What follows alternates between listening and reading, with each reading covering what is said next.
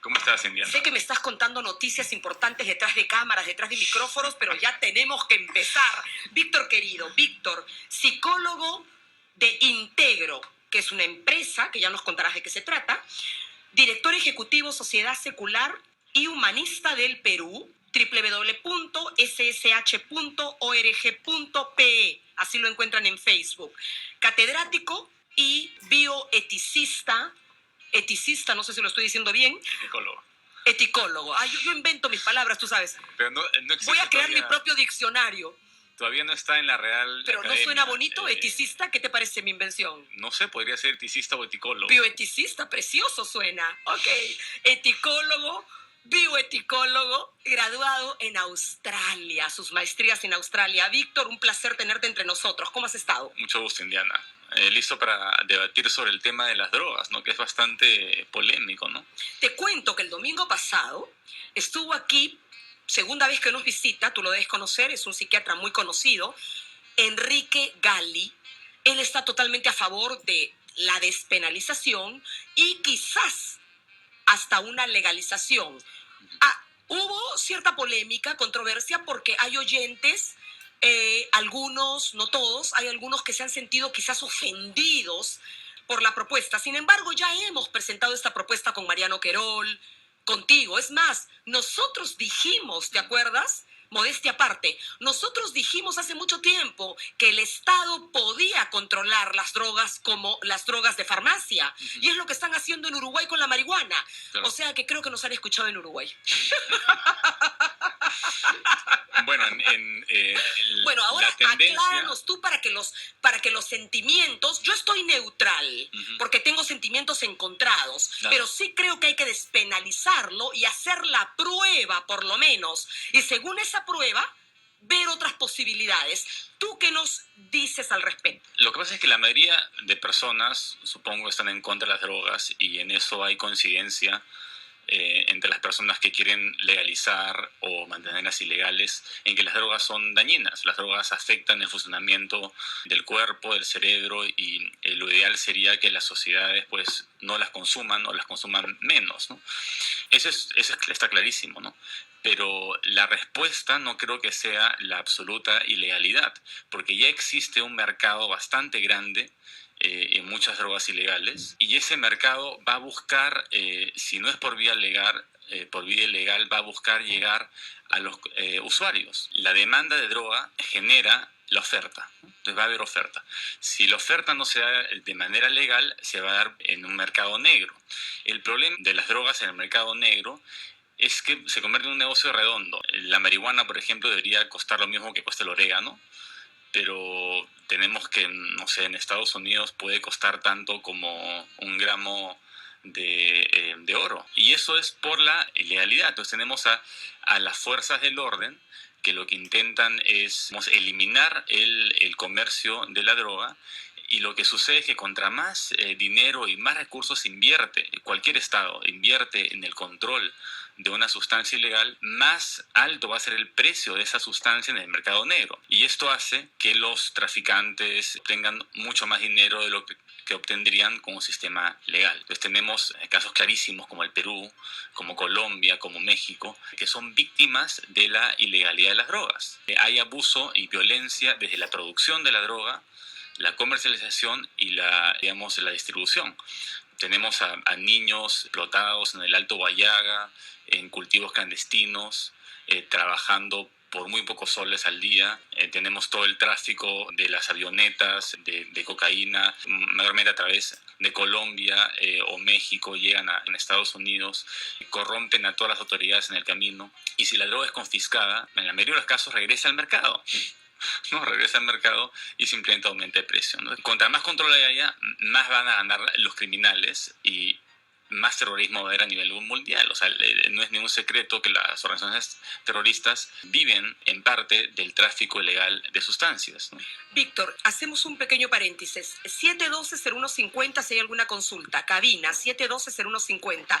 Mensajes de texto 99875-6458. Para las personas que me están enviando consultas de astrología, etcétera, entre la segunda y tercera hora vamos a tener nuestros segmentos de astrología y de sueños, pero a partir de las 10:30 hasta 11:30, un cuarto para las 12 de la noche. Sí, tenemos programados a nuestros astrólogos e intérpretes de sueños a partir de las 10:30. Víctor, te cuento, salió una noticia. Este año, Perú cumplirá con erradicar 14.000 hectáreas de cultivos ilícitos. Bueno, esta es la hoja de coca. Claro. ¿Tú estás de acuerdo con esto también? Con erradicar los cultivos, los campesinos, los cocaleros, porque el consumo, el gran consumo está más al norte. Yo no creo que la guerra contra las drogas se pueda ganar. En la época de la prohibición, de la gran prohibición del alcohol con Al Capone en los años 20, fue una de las épocas más violentas de ese siglo en Estados Unidos, donde Al Capone mataba en plena luz del día, ¿no? Igual la gente se juntaba en las tabernas subterráneas a seguir consumiendo legalmente el alcohol, ¿no? Y la cocaína se vuelve cada vez más popular, tal vez no tan popular como la marihuana, pero si uno erradica los cultivos de coca, la manera como se ha venido haciendo es fumigando a través del aire con sustancias que dañan el suelo. Entonces es un grave impacto para la economía. No solamente se destruyen los cultivos de coca, se destruye el suelo y también afectas a las personas que invirtieron en esa empresa, ¿no? Son muchos campesinos que viven aislados en esas zonas de la selva alta en el Perú, que a veces no les queda otra, porque no tienen caminos para sacar los productos, no les queda otra que lidiar con los narcotraficantes que les ofrecen transporte, seguridad y mucho más dinero por cada hectárea, ¿no? El impacto finalmente es sobre los más pobres, sobre los agricultores, a la hora de que uno erradica estas cuestiones. Entonces esa no es la solución. Y también matar a los cárteles. Bueno, el mercado sigue ahí, matas a uno y aparecerá otro. Y si no lo matas, se matan entre ellos igual. Y si no lo capturas. Entonces es una guerra que no se puede ganar porque hay una demanda constante de drogas en el mundo que va en aumento y persistir después de un siglo en la ilegalidad absoluta de todas las drogas es un absurdo. Ningún científico serio o economista leído va a sostener un sistema de absoluta ilegalidad. La respuesta está en el control, no en la legalidad absoluta. No en el libertinaje, No, droga, haz lo que quieras, sino en el control por parte del gobierno. En el control, el mismo control dependerá de qué tan, digamos, dañina sea la droga. La heroína tendrá que recibir mucho más control que la marihuana y la marihuana más que el café, tal vez, ¿no? El café no tiene ningún tipo de control, ¿no? Tal vez no se deba controlar, no lo sé. Ya sé, el café tiene cosas buenas como cosas malas. También dicen que puede producir glaucoma cuando lo tomas en demasía. Uno puede morir de sobredosis de café. Es interesante. Así no sabía eso. Ahora, pero vamos a centrarnos hoy día en la marihuana. He leído tu ensayo, pero también he leído otros artículos en que culpan a la marihuana de ser la causante de depresión, de ansiedad, de ser la puerta a la esquizofrenia, claro, a la psicosis. En fin, la culpan como que podría ser la antesala para que el que fuma claro, y desarrolla una tolerancia ya empiece a probar otras drogas porque busca más excitación. Y también que parece que agrava, según el artículo que leí, agrava la depresión y la ansiedad. Tú dices lo contrario. A ver, acláranos, porque cada uno tiene una verdad. No, la marihuana puede producir ansiedad también y ataques de pánico y puede provocar un episodio psicótico si es que estás predispuesto a ello. También puedes tener un episodio psicótico después de un periodo de estrés, pero es bastante, si uno la compara tal vez con otras drogas un poco más fuertes como la heroína, que está en primer puesto de las drogas que más dañan la salud, en segundo las drogas recreativas, ¿no? En segundo puesto tenemos a la cocaína. La marihuana está por el puesto 11 más o menos. El tabaco es un poco más dañino que la marihuana en términos general. Entonces, en base a estudios de algunas farmacéuticas, y más o menos todos coinciden en que rankean las drogas de las más dañinas a las menos dañinas. Y la más dañina recreativa es la heroína. Y es interesante porque si observamos, por ejemplo, lo que hace Estados Unidos con la DEA, ¿no? La organización que tienen para... mencionar. La demanda contra la DEA por clasificación de la marihuana. Exacto. ¿Por qué ahora están un grupo de demandantes está diciéndole, los ASA, perdón que te interrumpa, Víctor, la organización American for Safe Access, ASA, o sea, la Organización para Acceso Seguro, es el principal grupo que aboga por la marihuana medicinal. Su misión declarada es la de educar e informar educar a médicos, pacientes, abogados y legisladores sobre la hierba. Chris Hermes, portavoz de ASA, dijo a BBC Mundo que el gobierno lo único que ha hecho es entorpecer los esfuerzos, el gobierno americano ha entorpecido los esfuerzos que a través de un camino legal buscan cambiar la clasificación de la marihuana medicinal, etcétera, etcétera, etcétera. En resumen, la DEA clasifica la marihuana como más peligrosa que la cocaína y la heroína. ¿Cómo puede ser esto? Es un absurdo, en realidad, ¿no? Uno ve, y eso se ve en muchos países, o sea, no hay una coincidencia entre lo que dicen los científicos, en lo que dicen los médicos, y el estatus legal de las drogas, ¿no? El alcohol, a todas luces, es mucho más dañino y genera mucho más daño a la sociedad que todas las demás drogas juntas. No porque sea la peor necesariamente, es bastante fuerte. El alcohol está puesto 5. Si se consume regularmente es peor que la marihuana, que el LSD y que el éxtasis. O sea, el alcohol es puesto 5.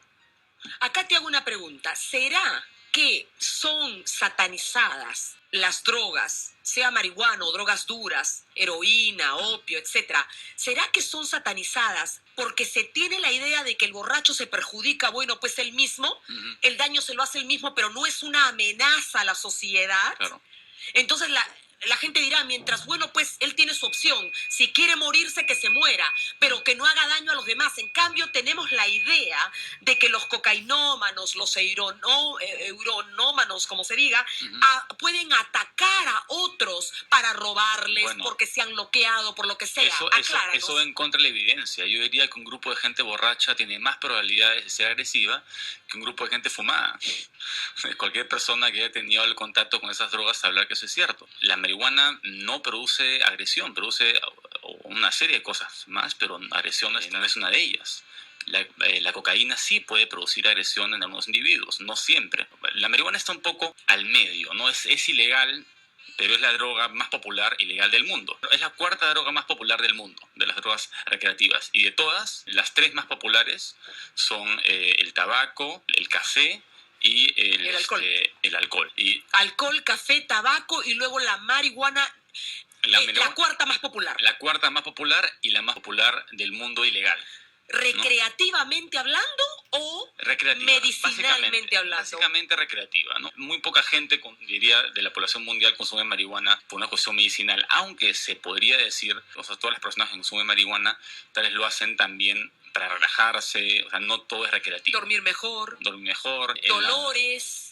Sí, o sea, lo interesante de la marihuana es que ha probado bastantes usos médicos, ¿no? Se usa para tratar la presión intraocular, el glaucoma de ojo. Baja la presión intraocular. Sí. Que causa el glaucoma. Que causa el glaucoma, ¿no? También para problemas con dolores de menstruación, leyendo ensayo. Dolores musculares, para la menstruación también, dolores en general, para la ansiedad. También se usa para los dolores de cáncer, pacientes terminales. Y lo interesante es que también incrementa el apetito, ¿no? Y es mucho más sana que otras drogas equivalentes. Entonces, por ejemplo, un paciente de cáncer que tiene mucho dolor, antes de recomendarle morfina, pues que ver si el dolor pasa con la marihuana, ¿no? Sería mucho más sano, mucho menos dañino para el paciente comenzar por drogas un poco más blandas e ir aumentando la dosis. Pero esta prohibición de la marihuana evita que hayan estudios médicos al respecto, evita que los médicos utilicen la droga, evita que prescriban marihuana. O sea, los ata de pies y manos. Exacto. El doctor tiene que tener a su alcance todas las drogas posibles. Y todas las drogas producen efectos secundarios, pero algunas drogas producen efectos positivos en algunos pacientes que tienen una condición específica. Y si está bien dosificada. Exacto, ¿no? Porque la morfina y la heroína, bueno, la morfina no produce adicción cuando está dosificada por un médico, he leído. No, la morfina siempre produce adicción, ¿no? La morfina es un opiáceo, es un derivado. Y si te la da un médico para el dolor, pero te la medica, yo he leído de que cuando está medicada y controlada por un médico, no necesariamente produce adicción. No, toda droga produce adicción y si está controlada con un médico, las posibilidades bajan, evidentemente, porque el médico no... Claro, el paciente seguramente consume morfina para un dolor y lo va a hacer de manera limitada. Bueno, Helmut, que estuvo acá hace unas semanas, él tuvo una operación y tuvo un problema médico, le inyectaron morfina por un par de días Y solamente con esa experiencia ya sintió los síndromes de abstinencia. O sea, una vez que le pararon la morfina, él sentía la necesidad de que le pongan más. Y el médico le dijo, no, ya y no más, ¿no? No vas a recibir más. No importa si la administra un médico o un cura, ¿no? O sea, la droga va a producir resistencia. Eso es una de las características de toda droga. Inclusive el café, ¿no? El café, contra uno más tome café, menos efecto te va a hacer una taza. Vas a necesitar 3 o 4 tazas para sentirte despierto. ¿Tú sabías, Víctor, no sé si estás enterado de esto, hay un método, una de las tantas terapias para tratar la adicción a las drogas, es una terapia RD virtual, es algo como Second Life, segunda vida. Claro. Te recrean un deseo, un craving, como dicen en inglés, un deseo. Y todo te lo recrean a nivel virtual. Y el terapeuta puede cambiar los enlaces neuronales, todos esos caminos que tu cerebro adictivo ha creado, y exponiéndote al craving, pero virtualmente, no en realidad, o en esta realidad de la segunda vida, Second Life virtual, puede desandar esos caminos y construir nuevos cerebralmente y quitarte la adicción. Te lo estoy abreviando mucho, ¿no? Claro, es mucho más complejo. Sí, oigo hablar. O sea, el Second Life se está utilizando ahora también para la terapia, porque es interesante. Uno no necesita hacer una actividad físicamente para que el cerebro recree la actividad. Te pongo un ejemplo. Imagínate que eres bailarina de ballet. Tú puedes bailar ballet y tu cerebro se va a activar de una determinada manera, reproduciendo los músculos, o sea, y los movimientos. O uno que juega fútbol. A la hora que estás viendo un partido de fútbol y no estás jugando fútbol o viendo ballet, a veces tu cuerpo también reacciona como el jugador y estás jugando fútbol con él. Y si pudieras meter el cerebro a un electroencefalograma, verías que se activan las mismas áreas. O sea, es como si estuviera, tu cuerpo no se mueve, pero es como si estuvieras en esa circunstancia. Igual pasa con estos programas virtuales del Second Life, que ahora ya está bastante extendido, ¿no? Y puedes conseguir un trabajo en Second Life, tienes dinero virtual que puedes utilizar en productos en Second Life y todo. Y también uno puede... Pero el dinero es virtual, nunca llega a tus manos de verdad, ¿no? No, para nada. Pero puedes utilizarla para obtener cosas en Second Life.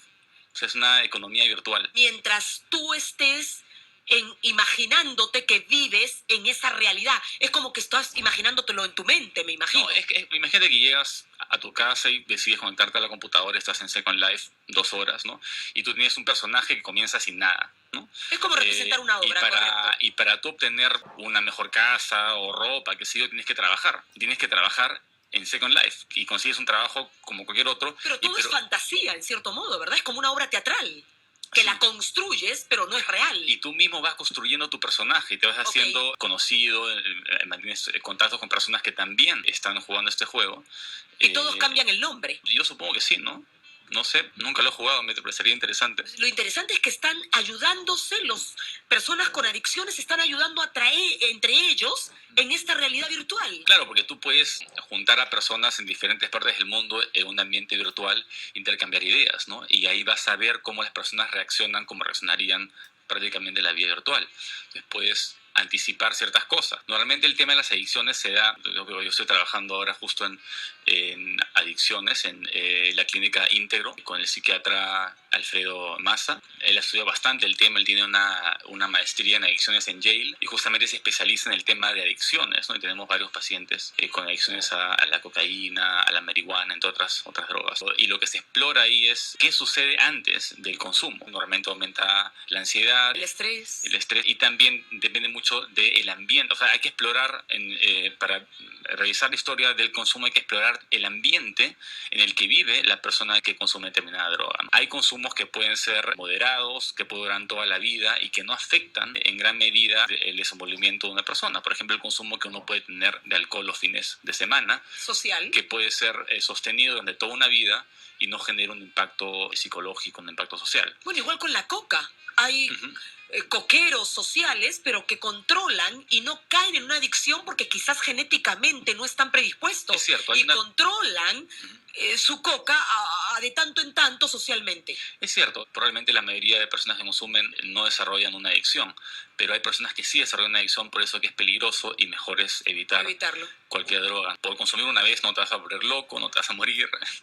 No, solamente Ahora, para poner una estadística, la mitad de los canadienses han probado marihuana una vez en su vida. ¿Podría aplicarse lo mismo para la heroína o el opio? Sé que en China estaban las casas de opio, que la gente de mucho dinero se retiraba. Esto lo vi yo en la película Indochina, que se ganó muchos premios con Catherine Deneuve, que chinos muy ricos se retiran. Ella inclusive, la protagonista, tiene una depresión y se mete en una casa de opio en que durante una semana está totalmente dormida y corta el dolor.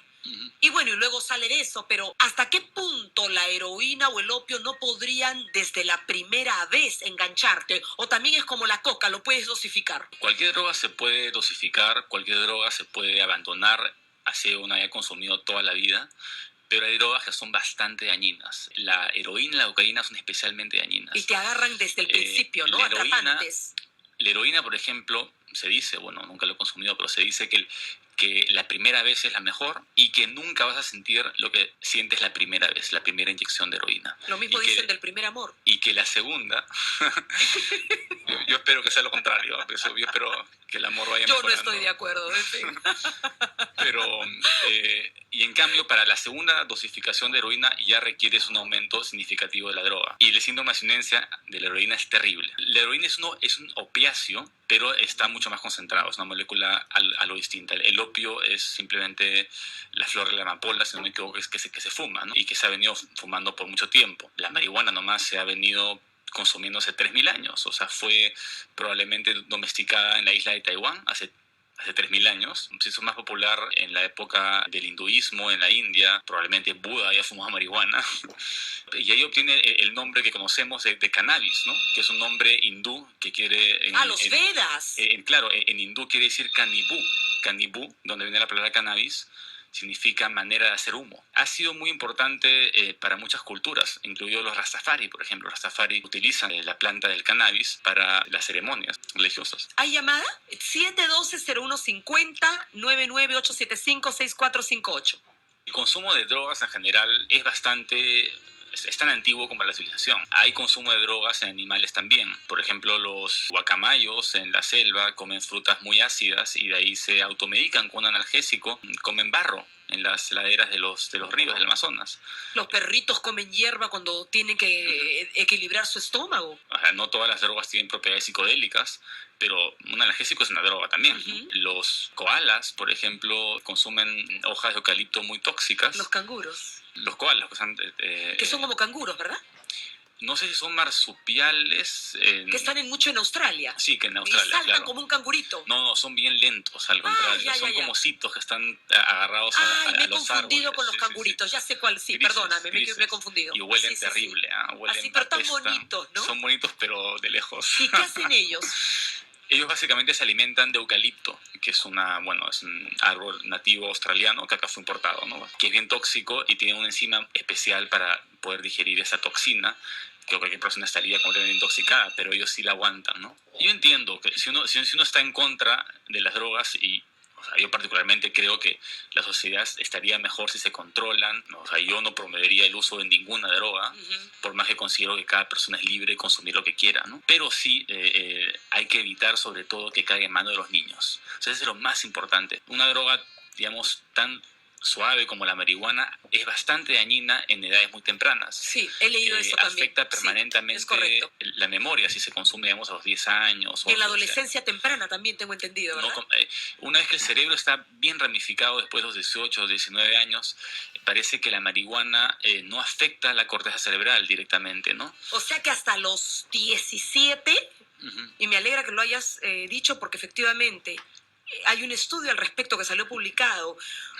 Cuando el consumo es muy temprano es peligroso. Sí, y contra más temprano ese consumo es... Si la madre está fumando marihuana estando embarazada, claro, afecta al feto. Peor aún. Contra más temprano sea el consumo de una droga, más va a afectar. Entonces, mi preocupación, y lo digo como la sociedad secular, ¿no?, y humanista, la gran preocupación que tenemos es evitar que la droga la cocaína, marihuana, cualquiera de ellas, llegue a los niños. Y la única manera de hacerlo es olvidarnos de esta ilusión de la provisión, que no soluciona nada, que simplemente lo que hace es que los dealers vendan a quien sea. ¿Y a quiénes van a vender primero? A los niños. O sea, a los En los dealers les conviene, colegios. claro, vender droga en los colegios. Y la Sí. manera de proteger a los niños de las drogas es controlándolas. Porque si uno mantiene una política de ilegalidad absoluta, entonces todo se va a vender al mercado negro. ¿Quién vende la droga en el mercado negro? La droga en el mercado negro es vendida por los traficantes, por los dealers, y ellos lo que les interesa es que la gente consuma, que la gente se vuelva más adicta, que la gente consuma varias drogas, ¿no? Les van a vender otras drogas también, y no les interesa en lo más mínimo la salud, normalmente, ¿no? La salud de los usuarios. Por En eso cambio, empiezan con los niños, para ya exacto, tenerlos cuando crezcan como drogadictos asegurados. exacto. En cambio, si fomentamos una política no de legalidad que se venda en el supermercado, no. Una política de control de la droga, incluida la marihuana, donde se pueda prescribir por un médico, donde uno, por ejemplo, uno se asume que uno es adicto a cualquier droga, pasa por una consulta médica y el médico recién le prescribe la droga que puede comprar en una dosis limitada. Esa es la manera de controlarla. Entonces, de ahí, cuando vaya, digamos, a renovar el carnet, en California lo han hecho con carnet y todo, ¿no? Tienen una política de regulación del cannabis bastante interesante, pero acá podría ser otra, ¿no? Habría que explorar la posibilidad, pero la ilegalidad absoluta no es la respuesta, ¿no? Entonces, en una medida de control sí hay posibilidades. Digamos, si la droga está a cargo de los médicos y no de los dealers, entonces los médicos sí van a estar interesados en que el paciente deje consumir. Van a estar interesados en ofrecer terapias de apoyo, en tal vez prescribir una droga que no sea tan adictiva para que compense y pueda dejar la adicción a la heroína, etcétera, ¿no? Y las dosis correctas según su organismo. Y una droga de buena calidad que cause menos daño al organismo. Entonces hay una serie de cosas beneficiosas si se le da el control de esto a los médicos. Ahora, dime, Víctor, yo tengo una duda, sin embargo. Ok, el Estado toma el control del procesamiento, la industrialización, la distribución, todo el proceso desde la A hasta la Z de la comercialización de marihuana. Para empezar con la marihuana, ya se verá qué pasa con otras drogas, etcétera. Seguramente va a haber una fase de prueba, sería lo lógico, a ver cómo va resultando la cosa.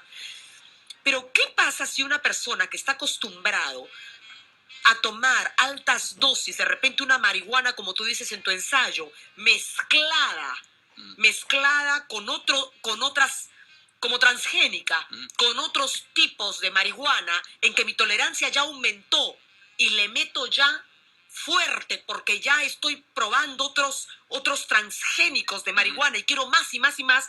¿Qué pasa si de repente el gobierno toma el control, etcétera, pero la dosis que el médico o la farmacia o el gobierno o los sitios o los lugares que ellos dictaminen para repartir no me satisface, porque yo ya estoy en un dosaje mucho más alto y me sigo yendo para el mercado negro, donde sí me pueden dar la dosis que yo quiero? ¿Cómo controlamos eso? A la hora que llega un paciente que consume cualquier droga, en el caso, por ejemplo, de Estados Unidos, hay varias dispensaries en California. Dispensarios. Sí, donde uno va con un carnet y compra cannabis medicinal, ¿no? Ellos han utilizado esta careta de medical marijuana para poder, digamos, comercializarla, ¿no? El producto. O sea, la cannabis sativa es el producto agrícola que más dinero produce en la industria californiana en este momento. Es como la coca acá en el Perú. Sí. Nosotros producimos harta coca, ellos harta marihuana. Haciendo un paréntesis, ¿por qué desapareció el terrorismo en el Perú? Bueno, el terrorismo no ha desaparecido del todo, está aplacado. Está bien, no, claro, no ha desaparecido controlado por completo. Bueno, pero está... yo no vivía en ese tiempo en el Perú, pero de lo que sé, por lo que me comentaba mi madre, etcétera, y me escribían, y las noticias, etcétera, es porque lo mismo que en la Argentina o en Uruguay, porque entraron y barrieron con ellos sin preguntar. No tuvieron tiempo para preguntar, los barrieron. Mira, y eso es no fue la principal razón por la que desaparece el terrorismo en el Perú, es porque los terroristas se quedan sin dinero. El terrorismo es financiado básicamente por el comercio ilegal de cocaína. Por eso se llama narcoterrorismo. Es lo mismo. ¿Y qué pasó? ¿Qué hizo Montesinos? Montesinos tomó el mercado de la cocaína. Lo que hizo fue el gran mercado, el gran ingreso, uno de los grandes ingresos económicos del país, del Perú, es la cocaína. Y ese dinero, en vez de irse a los terroristas, se comenzó a ir al Estado. Fíjate tú. En el año 92, Montesinos toma el mercado, se convierte en el primer cártel de comercio de cocaína, utiliza los aviones presidenciales para dilear la cocaína en Colombia. Él tomó el control. Toma el control. Bueno, yo sé que él pedía cupo a los traficantes para dejarlos operar en ciertas zonas. Hizo varios arreglos ahí, no voy a ir al detalle. Yo no estoy de acuerdo con muchas de las cosas que se hicieron en el gobierno de Fujimori, pero el resultado final es que funcionó. Se quedaron sin financiamiento y ya cuando cae Manuel Guzmán ya no tenían dinero. Mira, es interesante. Es interesante que lo hayas dicho porque yo pensé que era como lo que hizo Videla o lo que hicieron los uruguayos con los Tupamaros, que entraron a limpiar, no te preguntaban eres o no eres, se sospechaba y desaparecías. Claro. Y quién sabe si volvías a aparecer. Yo pensé que se había hecho eso en el Perú. Como yo no viví en ese tiempo, no me enteré de los detalles. Oye, pero fíjate tú. O sea que Fujimori simplemente tomó el control. Todo grupo terrorista necesita financiamiento. No solamente es la logística, sino financiamiento. Y el financiamiento de la mayoría de grupos terroristas en el mundo es por el comercio ilegal de sustancias. ¿Y por qué? Igual pasa en África con la heroína. Y ahora no podrían hacer algo parecido. No podría... porque se está hablando en el BRAE de un narcoterrorismo, los americanos que siempre buscan pretextos, poco, sí. Los americanos que siempre buscan, los norteamericanos que siempre buscan pretextos para meterte en tu país, y bueno, no vamos a hablar de ellos, pero siempre buscan el pretexto adecuado para meterse en un país y ver qué sacan o qué no sacan, etcétera. Ya quieren mandar militares, controlar. Oye, pero se podría hacer eso, cortarles el chorro de flujo de dinero. Más o menos es una buena idea, de cierto modo. Esa fue la estrategia. Y por eso que vencimos, bueno, no por completo, pero por eso que cayó de Manuel Guzmán. No, pero está bastante controlado, sí, claro. Es así de simple. Entonces, la guerra contra las drogas es un absurdo. Es un absurdo. No funcionó en los años 20 y no va a funcionar hoy en día. ¿Qué crees que está pasando en México, donde la CIA, no necesariamente la CIA, donde traficantes, la CIA está metida también, pero traficantes de armas, que hay un gran mercado y muchos militares norteamericanos están metidos en eso, mucha industria de arma y que viven de la droga también. México, ¿cómo reciben los narcotraficantes las armas? ¿De dónde les viene? De Norteamérica. Y se están matando entre ellos y están agarrando capos, pero mira todos los que han muerto, gente inocente. ¿Qué piensas tú de lo que está pasando en México? ¿Qué harías tú para controlar esa situación? Mira, lo mismo, legalizarlo. Anda a Tijuana. Horrible lo que está pasando. La frontera es terrible, toda la violencia que hay en la frontera es producto de la ilegalidad de las drogas. Y las armas vienen del norte. Contra más inviertas en controlar la droga, peor va a ser. Contra más control haya, se requiere de más mecanismos para traficar la droga. Y la droga sube de precio. Contra más control, más precio en el mercado negro. Y contra más precio en el mercado negro, más ganancias para los criminales. Con esa ganancia podría ser para el Estado. Mira, yo no manejo muchas cifras, ¿ya? Pero solamente para que calcules. Sí. La mitad, actualmente, ¿ya? La mitad de los presos en Estados Unidos están ahí por consumo o posesión de marihuana. La mitad. Son enfermos, imagínate la cantidad de recursos. Entonces, acá ya no perdemos tiempo en eso. Y no deberían estar tampoco, porque muchos de ellos son por una cantidad mínima de marihuana de repente, o son enfermos que necesitan rehabilitación. No todos los que están en la cárcel por drogas deberían estar en una cárcel. Salen peor. La pregunta es, ¿tenemos la autoridad moral para encarcelar a alguien que consuma una sustancia que daña su salud? Bueno, cuando es una amenaza para la sociedad, sí. Pero si se hace daño a él mismo. Lógicamente, si es un enfermo, debe ir a un tratamiento, no a una cárcel porque va a salir peor. Si es que una persona consume determinada droga, hay que estar atrás, ayudarlo. Hay que aconsejarla, hay que ayudarle, hay que hacer todo lo posible. Construir una infraestructura para asumir el problema, pero no podemos obligarlo a que no consuma. Sí, despenalización, porque hay mucha gente que se enferma o tiene de repente pocos gramos y va a una cárcel donde se malea y sale ya delincuente de repente. Peor. ¿Quién va a la cárcel? Un narcotraficante que está vendiendo droga o corrompiendo con drogas a niños, de hecho va a la cárcel. Pero se podría cortar de raíz, según tú nos dices, ese narcotráfico simplemente con que no liberalizando, no se malentienda, dróguense, no. El Estado entra en control. Legalizar, mucha gente lo interpreta mal y piensa venderlo como se vende orégano. ¿Qué es el desbande? No, si controlamos el tema de las drogas, porque control significa de alguna manera que sea legal, ¿no? Si vas a controlar una sustancia que sea legal. Como los antidepresivos. Los antidepresivos no se deberían tomar por las puras. Tienes Y que uno no tener puede ir receta. tú no puedes ir a comprar Valium a la farmacia sin receta. Correcto. En cambio, la marihuana la consigues de manera mucho más fácil. Te vas a cualquier parte en Barranco, no sé, y después de media hora consigues marihuana. Bueno, ahora es más fácil conseguir marihuana que conseguir Valium. Ahora te piden receta, como en Estados Unidos, porque antes en el Perú era bastante liberal. Tú podías adquirir cualquier droga over the counter, sobre el mostrador. Sí. Ahora sí lo controlan más, es verdad. Ahora sí te piden receta. En Estados Unidos ni hablar, ¿no? Y en otros países, si no tienes receta y no vas al médico, ni hablar que te dan. Si tú estuvieras en un panel de estudiosos de este plan, como lo han hecho en Uruguay, me imagino que recién han pasado el proyecto, vamos a ver si se aprueba. ¿Qué harías tú? ¿Qué ideas darías? ¿Cómo el Estado? Danos pasos sencillos. ¿Cuáles son los primeros pasos que un Estado debería tomar para empezar con Empecemos primero con una disciplinada despenalización y luego, si eso resulta, una liberalización, entre comillas, controlada por el gobierno, o sea, liberalización entre comillas. ¿Por qué entre comillas? Porque el gobierno va a estar controlando. ¿Qué pasos, qué consejos darías tú como psicólogo si estuvieras en la mesa de trabajo del gobierno, del Ministerio de Salud? Bueno, se han hecho ya varias cosas, ¿no? En el Perú, el consumo de drogas está despenalizado. O sea, los usuarios no reciben ninguna pena. En el caso, por ejemplo, de la marihuana, uno puede poseer hasta 8 gramos y no incurre en un delito. Es una falta, ¿no? Digamos, un policía podría confiscarte la marihuana, pero no es un delito. En cambio, si uno tiene más de 8 gramos, ahí sí se considera que potencialmente es un uso para la comercialización. La despenalización, lo que se ha hecho es se ha destinado recursos más que nada en el tráfico de la droga y no tanto en el consumo. El consumo es mucho más común que el tráfico. Los traficantes realmente son unos pocos. Entonces el Estado considera o consideró en un momento que los recursos deben ir a eliminar el comercio y no el consumo. Pero hasta cierto punto el tema de la despenalización es una contradicción.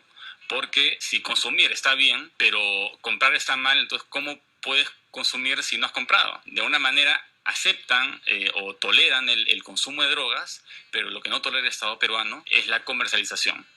Pero sin embargo, el consumo de cualquier droga, salvo que haya crecido la planta de marihuana en su casa, digamos, ¿no? Pero en la mayoría de los casos, el consumidor... Pero está prohibido, ¿no? El cultivo. Sí, en Uruguay está prohibido el cultivo. Sí. Legaliza Perú, que es una organización que está a favor del cultivo, está intentando, digamos, influenciar al Congreso para que pasen leyes que permitan el cultivo de 1 o 2 plantas, ¿no? Sí, en algunos sitios creo, no me acuerdo en qué país permiten hasta 8 plantitas. Bueno, en California es tolerado, ¿no? Y hay bastante cultivo de marihuana, ¿no?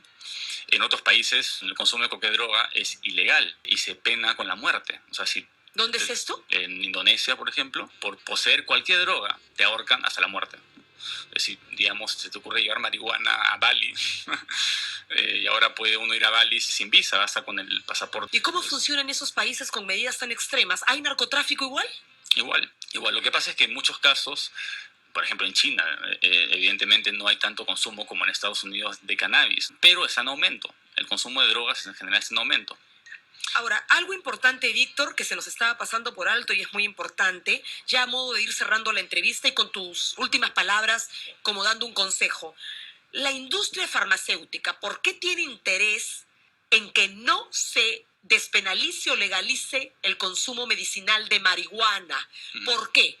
Tú lo mencionas en tu ensayo y me parece interesante darlo a conocer. Hay una droga que se llama marinol o dronabinol, que es porque la marihuana tiene varios cannabinoides, hasta 60 componentes activos. Entonces el marinol aísla uno de ellos, o sea, y se ve, uno puede comprar marinol acá en el Perú también con prescripción médica. ¿Qué contiene el marinol? ¿Es un sintético? Claro, es un sintético de marihuana que también se usa para el glaucoma, por ejemplo, entre otras cosas. Y tiene mucha menos concentración de... ¿Qué es lo que tiene la marihuana? THC. ¿Qué significa? Tetrahidrocannabinol. Cannabinol. Sí. El sintético que hacen las farmacéuticas y te las venden carísimas, y ese es el negocio, claro, no tiene lo que te podría dar una plantita y por más barato. Exacto. En pocas palabras, el marinol, que es el THC sintético, lo venden mucho más caro de lo que pagarías por la marihuana en el mercado negro. y no tiene todos los componentes activos que tiene la marihuana. O sea, ganan más, o sea, la venden más caro que el mercado negro, Ujú. la marihuana sintética. Exacto. Mm, Y no es mantienen lo la mismo. marihuana, digamos, mantienen la planta ilegal. Que es barata. Crece como hierba mala. Entonces, la industria se mueve por valor agregado. Contra más valor agregado tenga un producto, más puedes cobrar por él. Entonces, el marinol tiene mucho valor agregado. El empaque, el frasquito, la Todos los farmacia, productos el procesados. laboratorio, Contra por más supuesto. procesado sea un producto, menos pagas por lo que contiene y más por el proceso. La marihuana, o si compras, digamos, vegetales, estás prácticamente pagando al agricultor y al supermercado. Pero si compras cualquier producto procesado, estás pagando una serie de personas en el camino. Claro. Y ya, por ejemplo, si compras una gaseosa, el contenido de la gaseosa cuesta 10 céntimos, pero estás pagando 2 soles. ¿Por qué? Porque estás pagando propaganda, estás pagando una serie de cosas, ¿no? Es lo mismo que acá. Nos tomamos con nuestra bolsita, pasamos por cafetería, traigo mi tecito, tomamos nuestro tecito bien baratito. Pero si nos vamos a un café más o menos ficho, nos sale 10 soles el café, porque es ficho, es ficho porque la mesa, porque el mantel, porque la Claro. chica que lo sirvió y Mira. por la taza. Mira, los médicos saben que hay muchas cosas, inclusive en el mercado, que tienen propiedades medicinales. Dicen, bueno, el consumo de quión o de etcétera, ¿no? Pero, sin embargo, la mayoría de médicos intentan prescribir a una droga que se vende en una farmacia, ¿no? Cuando podría utilizar alternativas naturales, ¿no? Y en el caso de la marihuana es claro que tiene varias propiedades médicas, y también tiene, digamos, el lado oscuro, que es la parte adictiva y que, digamos, afecta a una gran parte de la población mundial, no a la mayoría tal vez. Entonces es interesante que lo que propongo justamente en el ensayo es que los médicos tengan el control de todas las sustancias y sean ellos los que clasifiquen cuáles son más adictivas, cuáles no, y de acuerdo a eso la regulen, y no que haya una prohibición absurda, absoluta, y que quede en manos de los traficantes, de los dealers y los terroristas. Perfecto. 712-0150 99875-6458. Hola. Hola, buenas noches. ¿Quién nos llama? Buenas noches, señorita. Acá, Fortunato. Fortunato, ¿qué tal? El distrito que siempre me olvido. Villa Salvador. Villa El Salvador. Adelante, Fortunato. A ver, señorita, gracias por su atención. Gracias a ti, Fortunato. Señorita, sobre drogas, ¿no? Sí, adelante. Acá está el doctor. Hazle tu consulta. El doctor quisiera que, ¿cómo se llama? Terminara con esa droga. El gobierno honrado debe terminar con esa droga, señorita. ¿Por qué? Los gobiernos, lo que entran, ese Fujimori, ese de Alan García, ese trabajaban pues, para droga, para importar a otros países. Entonces, señorita, la cosa está simple, entender que el gobierno honrado y ya se acaba con esa droga, señorita. Nuestro coca no es droga, señorita. Al contrario, nuestro coca debemos vender, señorita, a todos los países para nuestro ¿cómo se llama? Enriquecimiento, señorita. Gracias. Gracias a ti.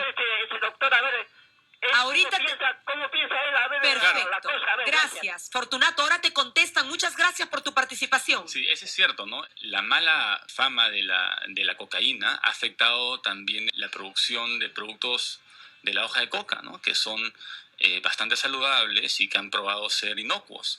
Y sin embargo, uno no puede ir a Estados Unidos con unas bolsas filtrantes de hoja de coca. Te arrestan como si fuera cocaína. No, y además, yo he chachado hoja de coca que me ayudó mucho cuando tuve un problema con la muela y estaba de viaje y me chocó la altura y todo. Y me dieron tinoco con hoja de coco y santo remedio. Me ayudó muchísimo. De hecho, es una droga, pero me desinflamó inclusive. Lo que pasa es que, claro, es distinta la molécula a la cocaína. Para obtener cocaína hace falta un proceso que involucra, digamos, ácido sulfúrico. Pero chachar coca no hace mal. Y tienes que concentrar, tienes que, digamos, tener muchas hojas de coca para producir solamente 1 kilo, ¿no? Y esta gente que vive con ese frío, estos campesinos que viven con tanto frío en las alturas, su hojita de coca los ayuda a resistir esas inclemencias. Claro. O sea, no es justo sacárselas. Yo no hubiera podido acabar los caminos del Inca si no fuera por chachar hojas de coca, ¿no? Claro. Es un y además estimulante que la natural bastante bueno. Y la coca además tiene su espacio en la industria farmacéutica también. Es componente de muchos remedios, ¿verdad? Claro, bueno, todo el mundo que ha ido a un dentista y que le han sacado una muela ha consumido, entre comillas, cocaína. Es un derivado de la cocaína el que utilizan para adormecer las encías. Si la codeína tiene opiáceo en su formación. Por eso que por eso que cocaína no está en la DEA en el, digamos, en el esquema 1. Y la nefasta Coca-Cola. Está en el esquema. Claro, la Coca-Cola tenía inicialmente cocaína, ¿no? Por eso la decías, perdona que te haya interrumpido, está en cómo la evalúan los de la DEA, la cocaína y la heroína como 2 o 3. Sí, la marihuana se ha puesto 1. O sea, la marihuana es más dañina que la cocaína para la DEA, que es un absurdo. Claro, sí. Pero, y la cocaína viene 2 con la heroína. Lo que pasa es que uno de los criterios es si tiene usos médicos. Es comúnmente utilizado, ¿no? en los hospitales. Entonces no la pueden clasificar como 1.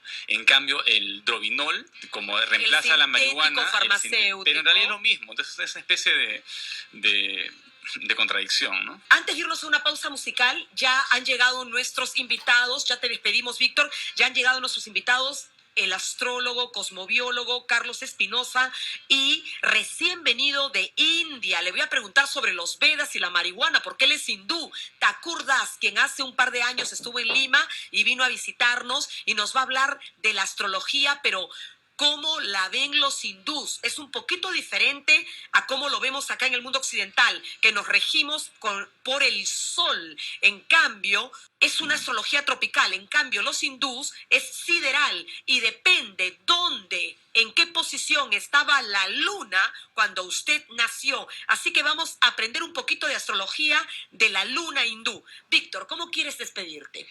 No, invito a las reverentes a que nos sigan en la página web, ¿no? En la www.ssh.org.p y también en Facebook, ¿no? La Sociedad Secular y Humanista del Perú. Sociedad Secular y Humanista del Perú. Buscarte en Facebook.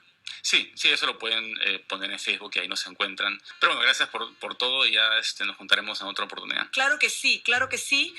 Hay novedades pendientes, te esperamos. Dios mediante, siempre Dios mediante. Tú sabes que acá tú agnóstico o tú ateo, Helmut agnóstico, no ateo, y yo creyente pero dudosa. Ya tú sabes cuál es, claro. Cómo me defino yo, citando a Unamuno, mi corazón cree pero mi cabeza no. Sin embargo, por instinto busco a Dios. Así que Dios mediante, hasta el reencuentro. No, está bien, justamente el conocimiento aumenta por la duda, no por la fe. Antes de entrar me preguntaste, me dijiste, bueno, pero tú no crees en nada. Y yo digo, claro, yo creo en lo que sea evidente, creo en lo que pueda ser probado. Si no me lo pueden probar, no tengo por qué creer. Ahora, tengo que discutir contigo en una próxima vez porque lo vengo arrastrando y todavía no lo puedo tocar. A Ben Alexander, un neurocirujano, que no era como tú, todo era científico y comprobado. Una disciplina estrictamente científica. Sin embargo, tuvo una experiencia en que debido a una meningitis entra en coma por una semana y cuenta y ha escrito un libro porque él mismo estaba en shock y no podía creer que tenía que desandar todo su sistema científico de creencias. Todo lo que vio, sintió. Y él dice, yo sé perfectamente cómo funciona un cerebro cuando uno está por morir. Sé los apagones y los reflejos. Sé. Justamente por eso. Pero sin embargo, él ya ahora se ha vuelto totalmente creyente en la vida después de la muerte. Un neurocirujano a raíz de su coma y su experiencia de muerte y regreso. Sí, él mismo está en shock. Siempre a unos, digamos, historias aisladas, ¿no? Pero son mucho menos de lo que sucede. El 99% de ateos, una vez que se transforma en ateísmo, no regresa a la religión. Es una cuestión no necesariamente, algunos sí regresan. El 99%. Okay. Por otro lado, yo creo que una enfermedad terminal sobre todo, afecta mucho el cerebro, hace que las personas se emocionen y dejen de ser racionales, y justamente por eso no podemos confiar en esos testimonios. O sea, ahora, si yo te digo, confía en alguien que esté en sus plenas facultades racionales, en lo mejor de su vida, pero si esa persona ante la muerte o ante la enfermedad decide cambiar de creencias, entonces no es un buen síntoma. Uno tiene que creer lo que provenga de un cerebro sano. Víctor, él no sé si era creyente o ateo, eso no lo sé, pero te digo que era muy científico. Quiero que lo veas. Neurocirujano Eben Alexander relata a un semanario su experiencia paranormal durante los 7 días que estuvo en coma. Su cuerpo se separó de su espíritu y transitó por lugares celestiales. Él luego se ha curado, ha superado, ha vuelto y ya fríamente, como científico que es, te dice que él mismo nunca hubiera soñado en que le daría crédito a que sí. Él no te habla de Dios, que si existe o no, pero te dice que sí hay vida después de la muerte. Eso lo vamos a discutir en otro momento. Bueno, en ese momento... Anda investigando el asunto en ese momento, y lo hablamos en otro momento. En ese momento dejó de ser científico. Ahora... Porque comenzó a postular cosas que no puede probar. Pero que pueden probarse en cualquier momento porque hay mucha evidencia por gente muy bien educada. No por gente, la evidencia. ¿Cuál es la evidencia?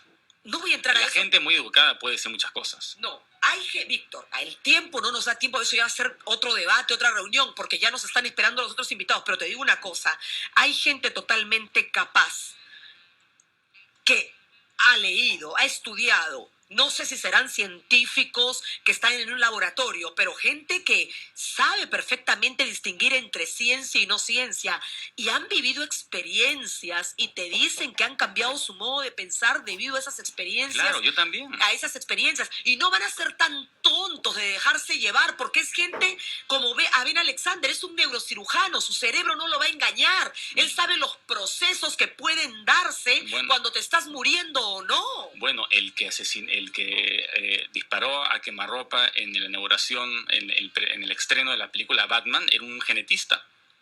Pero le No, pero él ya estaba con un problema mental. Ese muchacho ya tenía, mírale la mirada perdida. Claro, es el extremo. Es otra cosa. Es el extremo, pero que un científico comienza a creer en lo sobrenatural, y no es el único, abandona la ciencia. La ciencia no acepta o considera que todo lo que sucede en este mundo tiene que ser un proceso natural. Yo creo que nos falta mucho por andar y que el mundo cuántico cada día nos trae realidades. La teoría holográfica que le hemos dicho. Tú has visto este caballero, que el nombre se me ha escapado, que tú mismo me has dicho, es un científico y sin embargo su teoría holográfica también te dice, es un científico, pero él te abre la puerta a otras posibilidades. Yo creo que, no podemos decir sí o no todavía, porque no comprendemos los misterios. Por eso mismo hay que mantener el escepticismo. Neutrales, por lo menos. Bueno, exacto. Sí, pero tampoco decir no. No, yo nunca digo que no. Ok. Bueno, ¿un ateo niega a Dios o no? No, para nada. Y yo no puedo negar a Dios. Si tú crees en Dios, tú tienes el deber de probarlo. Si yo no creo en Él, no tengo el deber de decir que no exista. Es como que yo te pueda probar que no existan los elefantes verdes. ¿Y por qué no puedes probar tú? No sé si no exista. Porque yo no tengo, Tú deberías también probarme que no existe. No, para nada. Hay muchas cosas que no existen, como los elefantes verdes. Yo no tengo que ir probando cada cosa que considere que no exista. Simplemente por razones prácticas soy ateo. ¿Y por qué debo probar yo si yo creo que sí existe? ¿Es cuestión de fe? Porque si tú mantienes una creencia y quieres mantener tu integridad intelectual, tienes que probarla. Y si no la pruebas, entonces... Pero Dios no es un experimento científico. Yo no tengo que ir a un laboratorio a probar la existencia de Dios. Dios... Yo creo porque tengo fe. No tengo tampoco por qué probarlo. Mi instinto me dice que sí. La fe es justamente la renuncia al escrutinio racional. La fe es negarse a ver la evidencia, es creer algo por dogma y no porque sea racional. Bueno, y para cerrar, por eso, Víctor, no subestimes a la fe. No necesariamente tenemos que probar todo lo que creemos. Para eso está el instinto. Nuestro instinto... Pero puede fallar. Puede fallar. Los científicos también se equivocan. Claro, y son muy honestos. Los que no se equivocan son los religiosos, los que afirman que Dios existe sí o sí. Sin embargo, la fe ha hecho milagros. Bueno, los milagros, la suspensión de las leyes de la naturaleza es algo que entre comillas milagros, ¿no? Entre comillas milagros, pero si tú tienes fe, se puede lograr cosas increíbles que ningún médico de repente podría. Gente que estaba desahuciada para morirse, con fe, ha logrado seguir viviendo. Yo creo que con una buena voluntad y con realismo sobre la obtención de las metas, puedes llegar más lejos. Bueno, vamos a ver. Acá ya tenemos a nuestros espiritualistas que sí creen en Dios. Yo sinceramente estoy en el medio, vuelvo a repetir. Mi cabeza no, en mi corazón cree, mi cabeza no. Yo sí quisiera pensar que existe Dios, pero no me atrevería a negarlo o a decir no. Me parece una arrogancia increíble. Yo creo que hay misterios que no podemos entender. El que el que tú, mira, si tú me dices que tienes un cerebro o digamos un ratón o ya un ratón blanco debajo de la mesa y yo no tengo que probar que no, o sea, que no exista. Tú me tienes que, si tú afirmas que algo existe, tienes el deber No, sí, de claro. probarlo. Sí, sí, Entonces, sí. los que afirman que Dios exista o los ángeles tienen que probarlo. Y si no pueden probarlo, pues ya que crean lo que quieran por último, ¿no? Pero no es evidente. Antes de que te vayas, nuestro amigo hindú, Thakur Das, después de 2 años, bienvenido, y Carlos Espinosa, nuestro cosmobiólogo. ¿Qué tal? Víctor, se nos tiene que ir 1 minuto nada más. Tú, como hindú y creyente, ¿qué le contestas a Víctor? Que es ateo, no porque niega a Dios, sino porque no puede probarlo científicamente, entonces no quiere creer en algo, o sea, se abstiene de creer en algo que no puede probar. ¿Qué le contestas, Mira, Thakur? hay muchas cosas en la naturaleza que no podemos probar. No podemos ver aire, pero sí hay aire. Igual que cómo funciona todo ese mundo, normalmente son cosas que a veces parecen cosas morales o cosa. Y puedes decir que orientación de la sociedad que en donde estamos aquí. Pero bueno, nosotros creemos que hay Dios. Y otra última pregunta, tú que sabes de los védicos hindús, la marihuana, ¿crees que la deben despenalizar, legalizar? Es cierto que los Vedas, como nos dice Víctor, ya la usaban hace muchos y muchos años, era parte de los rituales. Mira, ahí usaban, ¿cómo se llama? Ahí, opio, una planta que ellos usaban para como fines medicinales. Es otra cosa. ¿Se debe legalizar? ¿Se debe despenalizar el consumo de marihuana controlada por un médico? Mira, no conozco efecto de marihuana porque no somos de aquí, ustedes tienen, pero nosotros no tenemos la cosa.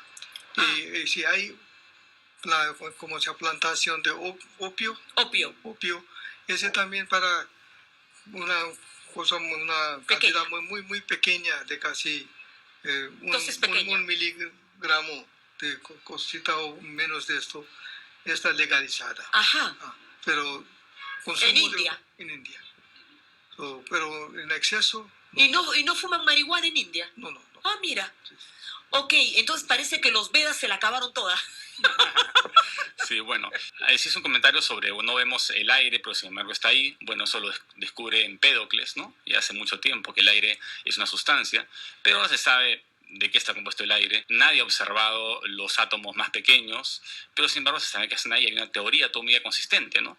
Justamente la ciencia es contraintuitiva, va en contra del sentido común, tiene métodos para observar realidades que son no observables ante los sentidos, ¿no? Justamente ese es lo rico de la ciencia, ¿no? Vamos a hacer, ya hemos discutido esto con Helmut, con espiritualistas, con ustedes muchas veces, pero cuando se dé el caso, la oportunidad, de repente hacemos otra reunión, otra charla al respecto para seguir explorando ese tema que a mí me apasiona. Yo quiero encontrar a Dios, toda mi vida lo he buscado y quiero creer que sí existe, espero que así sea.